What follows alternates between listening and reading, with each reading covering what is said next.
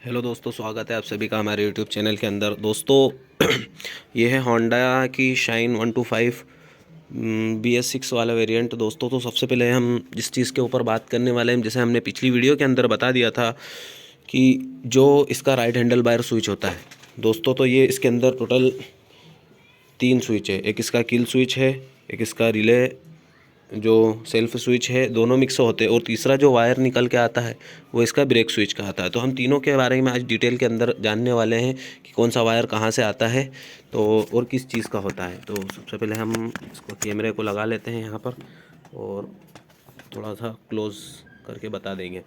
तो जैसे कि हम इसके ब्रेक स्विच के बारे में बात कर लेते हैं।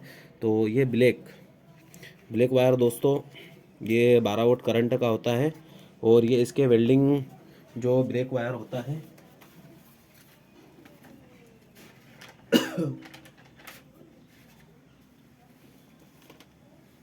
ये इसके वेल्डिंग 1 यानी जो यहाँ पर वेल्डिंग जो है बहुत सारे तारों का गुच्छा जो होता है तो इसके अंदर से आता है। इसके अंदर 2 तारों के गुच्छे होते हैं, एक वेल्डिंग 1 वेल्डिंग 2, एक इसके टंकी के नीचे आता है और दूसरा इसकी सीट के नीचे आता है। तो ये जो वायर आता है ये इसके टंकी के नीचे से आता है, मतलब टंकी के नीचे जो वायरों का गुच्छा है 12 वोल्ट करंट का, ये फ्यूज़ बॉक्स से वहाँ आता है और फिर वहाँ से यहाँ आता है। तो ये 12 वोल्ट करंट का हो गया दोस्तों। और इसी तरीके से ग्रीन के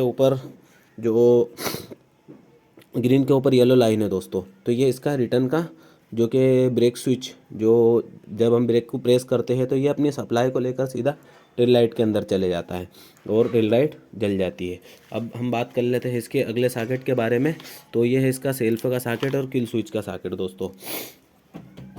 तो सबसे पहले हम इसके अंदर टोटल ही 4 वायर होते हैं। सबसे पहले जो वायर होता है दोस्तों, तो ये वायर इसके 12 वोल्ट करंट का होता है, ठीक है।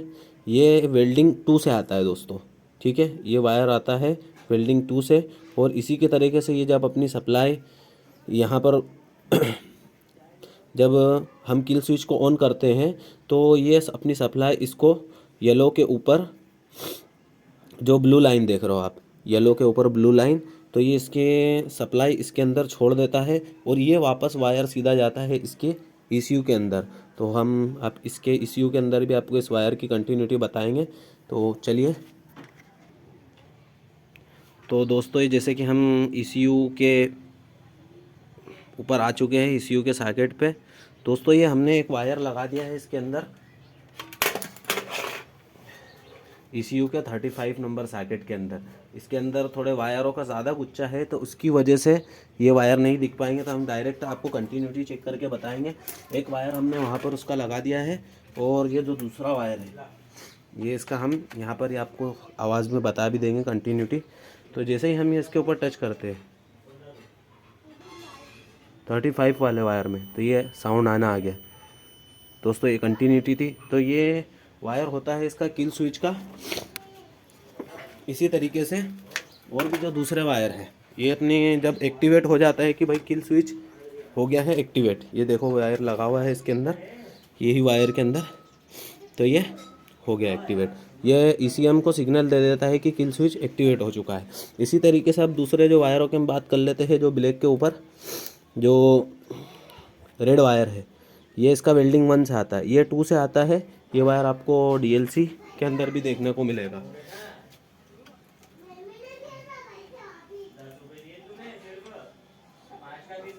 ठीक है, ये वेल्डिंग 1 से आता है और ये वेल्डिंग 2 से आता है दोस्तों। और ये जो ब्लैक वायर ये भी वेल्डिंग 2 से आता है। तो ये जो वेल्डिंग 2 की जो सप्लाई होती है ये इसके फ्यूज़ बॉक्स से आती है और ये इसके फ्यूज़ बॉक्स से कौन से वाले फ्यूज़ के अंदर से आएगी आपको बता दूं कि ये हॉर्न वाले, जो हॉर्न का जो फ्यूज़ होता है दोस्तों, तो ये उसके अंदर से आती है। इसकी ब्लैक के ऊपर रेड 7.5 वो सॉरी हॉर्न नहीं, मीटर वाले के अंदर से आती है। हॉर्न वाले के अंदर से ये वाली आती है वाइट पे, वाइट के ऊपर, ये ब्लैक के ऊपर वाइट, और जो ब्लैक के ऊपर ब्राउन है ये इसके मीटर वाले फ्यूज़ के अंदर से आती है।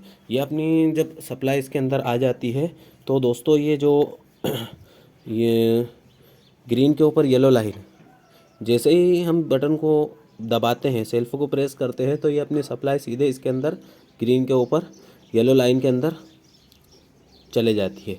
और ये इसके स्विच को मतलब जो फ्यूज़ बॉक्स के अंदर जो स्टार्टर रिले का जो रिले है उसको अर्थिंग प्रोवाइड करती है। दोस्तों आपको हम बता देते हैं प्रूफ के तौर पर कि जो ये जो वायर है ग्रीन के ऊपर येलो लाइन, तो ये इसके फ्यूज़ बॉक्स के अंदर,